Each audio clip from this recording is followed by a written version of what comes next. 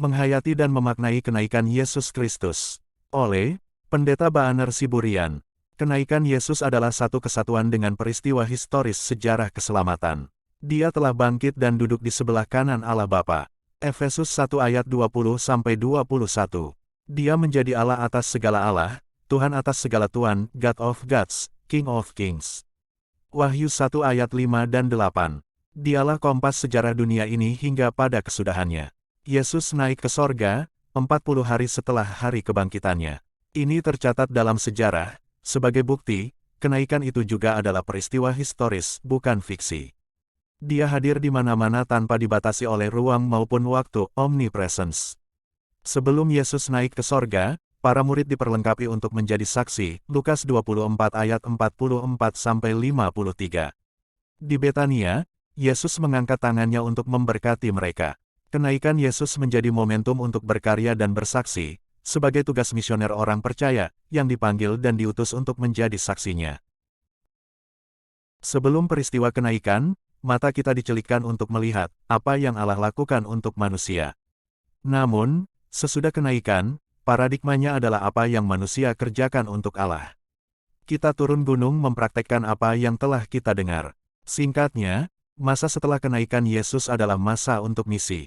Bagaimanakah kita memaknai teologi kenaikan Yesus Kristus masa kini dan menghayatinya dalam hidup keseharian kita? Pertama, makna Yesus naik ke surga ialah bahwa dia kembali kepada keilahiannya atau kealahannya yang sejati. Yesus kembali naik kepada keagungan dan kemuliaannya, kepada hakikat keilahiannya, kepada tahtanya yang abadi dan kepada kekekalannya. Kisah Rasul 1 ayat 9-11. Kenaikan Yesus menjadi pemulihan atas status kemanusiaannya kepada kealahannya, Filipi 2 ayat 9-11. Dia ditinggikan dan dimuliakan bahkan dikaruniai nama di atas segala nama. Yesus naik bukan kepada ruang tertentu secara geografis lalu bermukim di situ. Dia benar-benar Allah yang melampaui segalanya, baik segala kuasa maupun segala hukum alam yang ada. Yesus terangkat ke sorga, pertanda dia tidak terikat sama sekali misalnya dengan hukum gravitasi bumi, BN. Wahyu 1 ayat 7-8. Dia maha mulia dan maha kuasa, yang tidak terbatas dan terikat oleh alam dan ruang. Surga yang dimaksudkan di sini sejatinya harus kita maknai secara baru. Kalau sebelumnya surga itu acap dipahami sebagai suatu wilayah geografis tertentu di atas langit yang amat jauh di angkasa raya sana, hal itu kita maknai kini secara baru. Surga yang dimaksud dalam paradigma baru tentu bukan lagi sebuah tempat tertentu secara geografis di ketinggian sana atau di ruang hampa udara sekalipun. Yesus naik ke tempat di mana ia sebelumnya berada, Yohanes 6:62. Menurut Yohanes, memang tadinya dia turun dari sorga, maka tentu saja dia akan kembali ke sana, kembali kepada transendentalitas Allah, kepada singgasananya yang ilahi yang tak terverifikasi dan tak teridentifikasi oleh pikiran manusia. Namun kita percayai sebagai suasana kualitatif hidup mesra dengan Tuhan di dalam keabadiannya.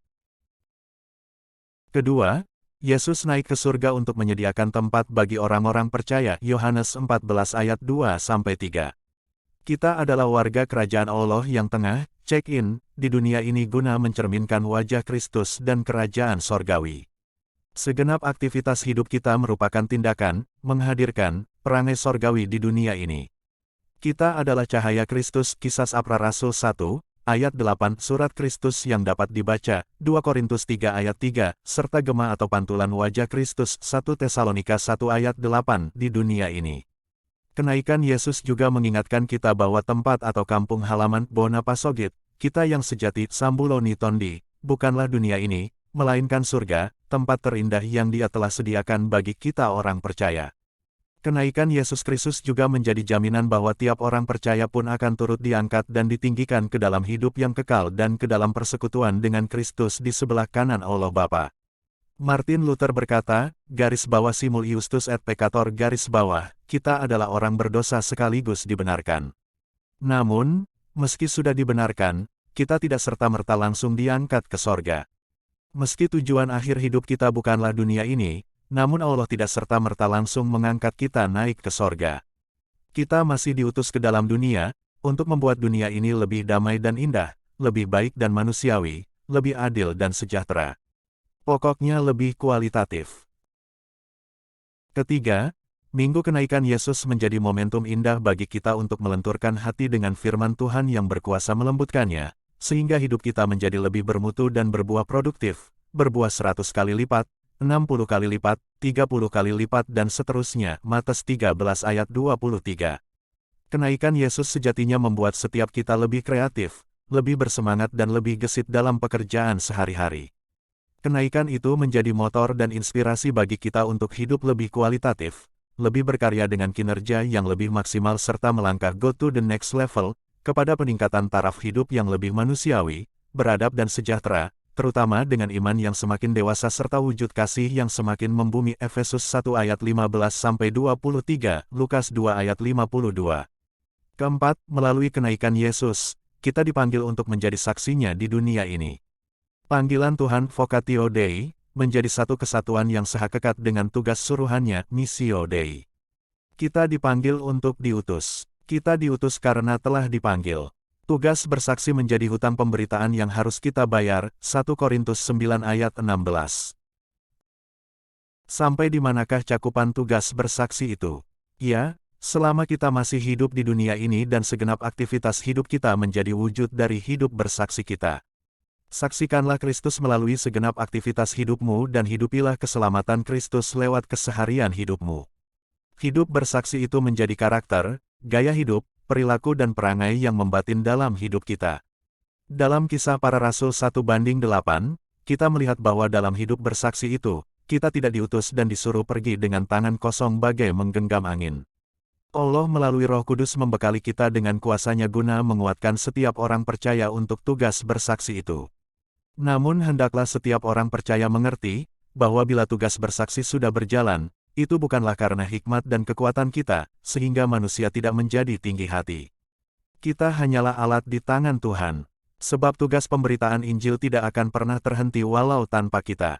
Tentu saja, tugas bersaksi itu dapat semakin maju bila kita semua mengerjakannya dengan sungguh. Kelima, bagaimana start dan tahapan kita melangkah untuk pemberitaan kesaksian itu? Kita pergi mengawalinya dari lingkaran yang paling dekat dengan kita, lalu move on, serta melangkah ke lingkaran berikutnya secara sentrifugal. Alkitab sangat jelas dan terukur memulai langkah dalam ruang bersaksi itu, yakni 1. Menjadi saksinya di Yerusalem sebagai pusat keberangkatan atau titik awal untuk pemberitaan Injil. Yerusalem dalam konteks kini, dianalogikan dengan diri kita sendiri, tempat di mana kita berpijak, tempat di mana bumi dipijak, rumah kita, saudara kita, kampung kita, rumah tangga atau sanak saudara kita.